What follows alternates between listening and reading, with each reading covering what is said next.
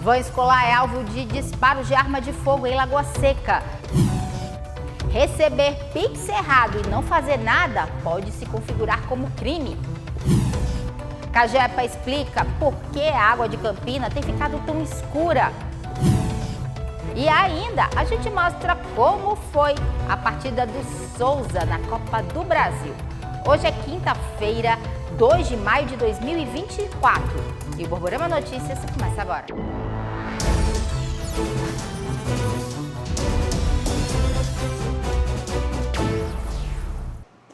Olá, boa noite. A gente abre a edição de hoje mostrando que uma van escolar foi alvo de disparos de arma de fogo na manhã de hoje em Lagoa Seca. Por sorte, ninguém ficou ferido.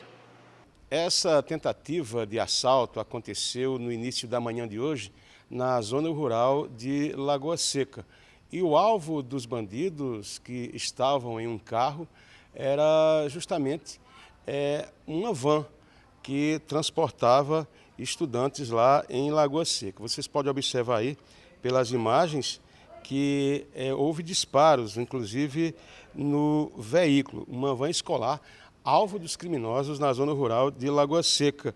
O motorista disse que o veículo saiu por volta das 6h30 da manhã do centro de Lagoa Seca em direção à comunidade Lagoa do Gravatá. No veículo estavam alunos e professores da rede municipal e durante o percurso na estrada, o motorista da van foi surpreendido com um homem armado saindo de um carro branco. Diante da situação, o condutor acelerou ao perceber que se tratava de um assalto, o condutor da van. Foi aí que o veículo foi alvejado e recebeu vários disparos. Não houve ninguém ferido. Isso foi uma situação dramática para as pessoas que estavam no veículo. Olha só, o motorista, professores e também alunos de uma escola pública no município de Lagoa Seca. A polícia militar foi informada, realizou diligências, mas não conseguiu localizar e prender ninguém. Olha, uma mulher de 38 anos suspeita de matar o marido por envenenamento durante o carnaval teve a prisão preventiva decretada. De acordo com a polícia, ela tinha o objetivo de enterrar a vítima como morte natural. O caso foi investigado pela Delegacia Seccional de Queimadas. A delegada seccional, Suelane Guimarães, explicou como Valquíria Castro de Figueiredo, de 38 anos de idade, matou o marido e queria enterrá-lo como se fosse morte natural. Valquíria saiu do estado de São Paulo e veio para Pernambuco, na casa dos pais dela, onde ali, junto com a mãe dela, ela tramou a morte do marido. Ela ali alugou um carro e veio para Paraíba, onde a mãe dela conhecia a cidade de Gado Bravo e veio para lá para enterrar o marido. E vieram os três, ela dirigindo o carro, a mãe do lado e o marido atrás.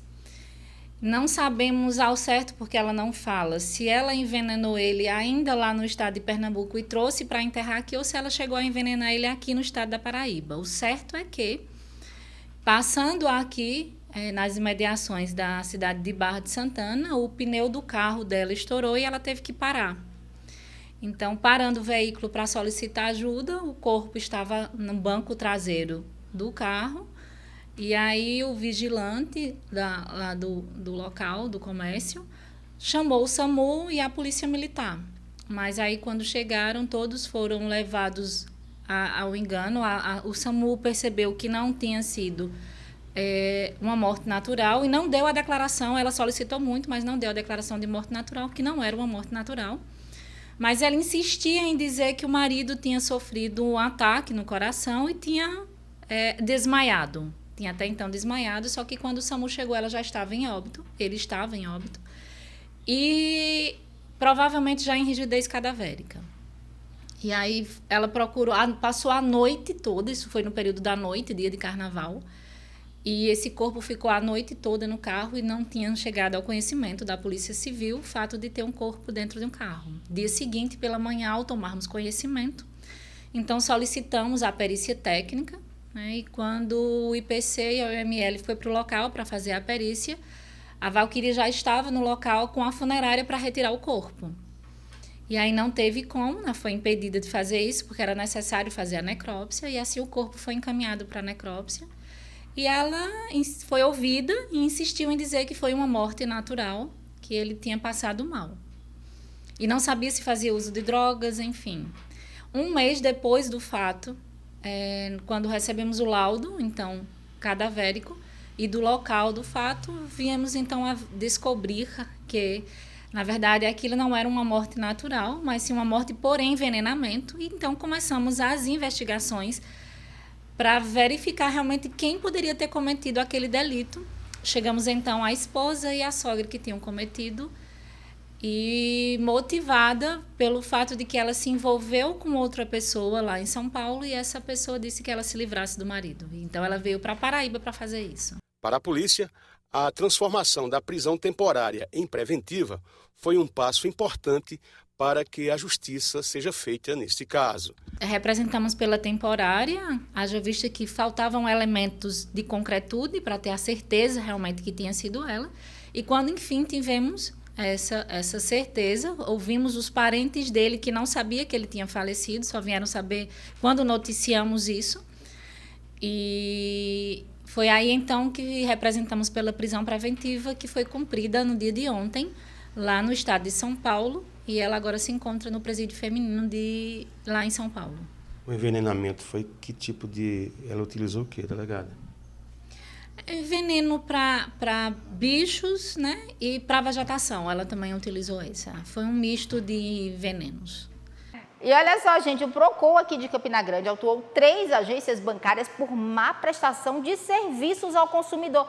Isso existe, pois é. Todas elas ficam aqui no centro de Campina. As reclamações vão desde filas longas para atendimento até caixas eletrônicos sem dinheiro. Agências abarrotadas de clientes, longas filas e caixas desabastecidos. Essa foi a realidade que o Procon de Campina Grande constatou durante fiscalização em algumas agências bancárias do município esta semana. Nós temos feito um trabalho de fiscalização com o Procon nas ruas, e esse trabalho busca justamente assegurar a proteção do direito do consumidor e a boa prestação desse serviço. As agências bancárias sofrem com uma demanda, lógico, a gente entende, tem essa compreensão, e com a quantidade de funcionários. Existe um movimento econômico para a migração de atendimentos via canais digitais, mas isso não pode ser algo forçado, isso tem que ser algo voluntário, tem que ser algo gradativo, né? E nós entendemos a compreensão, temos essa compreensão que o sistema bancário tenta fazer essa migração para outros canais que não sejam os físicos, os presenciais, mas isso não pode prejudicar o atendimento ao cliente. Isso não pode inserir, não pode significar uma má prestação de serviço, como caixas desabastecidos, como caixas inadequados para depósito, para saque, e principalmente nesse período de início de mês, que é o período de pagamento. Seu Francisco foi um dos últimos a chegar na fila de uma agência que fica na rua João Pessoa, no centro de Campina Grande. Ele disse que todos os meses perde de 1h30 até 2 horas somente na fila do banco. A sensação é de humilhação. Isso é um descaso muito grande, né? E só quem sofre é nós, pobres, né? Que precisa, tu sabe, né, rapaz? Mas eu acho que vocês filmando assim, talvez próximo mês tenha jeito, né? Nessa outra agência que fica na rua Epitácio Pessoa, a fila estava dobrando a esquina na manhã desta quinta-feira. Os clientes já estão tão acostumados com o estresse da situação que sequer quiseram gravar entrevista. A alegação é de que nada vai mudar. O Procon promete mudar a realidade e autuar e até multar para que o direito do cidadão seja respeitado. Tudo começa com a notificação, com o auto de infração. Posteriormente ao auto de infração, dá-se início ao processo administrativo, que vai resultar em uma aplicação de uma multa, de uma penalidade ou não. A instituição bancária será chamada a fazer sua defesa, a dar suas explicações, e a partir daí, então, pode resultar, sim, em uma aplicação de uma multa, de uma penalidade. O sistema bancário precisa compreender que essa migração do físico para o digital, ela não pode ser de forma impositiva, ela tem que ser de forma voluntária, de forma gradativa. Mudando de assunto, imagina aí, você vai olhar o saldo da sua conta e se depara com um Pix de um desconhecido. O que você faria? Devolveria o dinheiro ou ia esperar alguma notificação? Nesse caso, simplesmente não fazer nada ou não devolver esse dinheiro pode acarretar em sérias consequências. De repente, você está mexendo no celular e chega a notificação de Pix recebido. Mas esse valor não é seu, foi um Pix enviado errado. E aí, o que é que você faz? Fica ou devolve? Tamis é estudante de Direito e em março recebeu um Pix errado, no valor de R$ 800. Na mesma hora, ela devolveu. Assim que eu recebi a notificação do aplicativo do banco, fiquei surpresa, primeiro porque não estava esperando nenhuma transferência assim do gênero, e segundo porque eu não conhecia o destinatário, a pessoa que transferiu o valor para minha conta. Então, imediatamente eu abri o aplicativo do banco, me certifiquei realmente que não conhecia, que aquele valor não era para mim, e o próprio aplicativo do banco já me deu a opção lá de reembolso. No mesmo momento eu fiz e o valor voltou realmente à conta do verdadeiro dono. Então, assim, fica aí a dica para caso aconteça, né, alguma situação semelhante com vocês. E é super fácil, não precisei entrar em contato, não precisei de nenhum dado, nem de chave Pix. O próprio banco já nos traz a solução, né, a opção para isso. Conversando com o advogado criminalista Félix Neto, ele explica as consequências para quem fica com o valor creditado de forma equivocada. O nosso Código Penal pune a conduta de quem se apropria de coisas de bens de terceiro que vêm erroneamente ao seu poder. Isso é previsto no artigo 169 do nosso Código Penal. Então, no caso, por exemplo, de um Pix, de alguém que faz um Pix errado, a obrigação de quem recebe é devolver esse Pix. Qual a questão? Como é que faz isso? O próprio aplicativo tem um dispositivo, mas não encontrando, cabe ir em busca do gerente, da agência bancária, para tomar o procedimento e mostrar a boa-fé na tentativa da devolução desse valor. A não devolução do Pix, por exemplo, pode ensejar em responder processo penal. É um crime de menor potencial ofensivo. Ele vai para os juizados especiais criminais, mas de qualquer forma, a pessoa pode ser responsabilizada criminalmente se não tomar essa atitude de devolução. E a mesma regra vale para aquela história de achado não é roubado. É crime previsto na nossa legislação, essa conduta, cabe a quem acha procurar devolver ao proprietário e, se não conseguir identificar o proprietário, em até 15 dias devolver às autoridades, a um delegado, por exemplo. No caso de Tamis, ela preferiu agir com a razão. Principalmente a boa-fé, né? E evitar também complicações futuras e jurídicas também. Olha, agora eu chamo a atenção para um assunto que tem tomado as conversas aqui em Campina Grande, a cor da água. Há vários dias a água tem tido ali aquela coloração meio amarronzada, parecendo suja, né? Pois a Cagepa explicou o que está acontecendo afinal. É importante primeiro entender o porquê que essa água ficou com essa coloração diferente. Nós tivemos um aporte, uma entrada de água nova em Boqueirão esse ano, de quase 150 milhões de metros cúbicos. Notadamente, essa água carreou daqueles solos ali adjacentes a Boqueirão uma grande quantidade de ferro. E esse ferro em decomposição ali no fundo da nossa barragem, quando ela veio para a estação de tratamento, ela teve um fenômeno que nós chamamos de oxidação do ferro na presença do cloro. E essa oxidação ela dá pós-estação de tratamento. Então, em que pese a coloração diferenciada, essa água, sim, ela se presta para todos os usos a qual a água é destinada. Nós entendemos que a população tem uma certa repulsa em função da cor, mas nós já estamos fazendo umas adequações no tratamento para que a gente possa eliminar de vez essa coloração e poder entregar à comunidade aquela água que tem a demanda que ela deseja. Do ponto de vista de intercorrências, há quanto tempo elas começaram e se a partir de agora, com essas adequações feitas especialmente ali na área do ligeiro, da obra da duplicação, elas tendem a ser normalizadas ou a gente deve ter novas faltas de água? E também qual é a perspectiva para essa água que hoje está barrenta, digamos assim, né, a grosso modo, porque a gente vê a olho nu, para normalizar de uma vez? As intervenções, elas cessaram. Então, é previsão nossa que até as 14 horas o pessoal receba a água, seja tudo abastecido, e essas intervenções, a não ser que aconteça um vazamento extra, que não está em nossa previsão. E na questão da coloração, nós iniciamos a captação flutuante no primeiro momento, nós reduzimos essa quantidade de ferro, só que ainda estava chegando ferro, então nós vamos estar iniciando, já a partir de amanhã, uma pré-coloração, ou seja, nós vamos estar adicionando um cloro em água bruta ainda, para que essa oxidação se dê no trajeto Buqueirão-Gravatar, e quando ela receba o cloro pela segunda vez, ela já não oxida em rede. A seguir, Bragantino e Souza empatam na terceira fase da Copa do Brasil. E ainda, a escola desenvolve um projeto que ensina a química dos alimentos.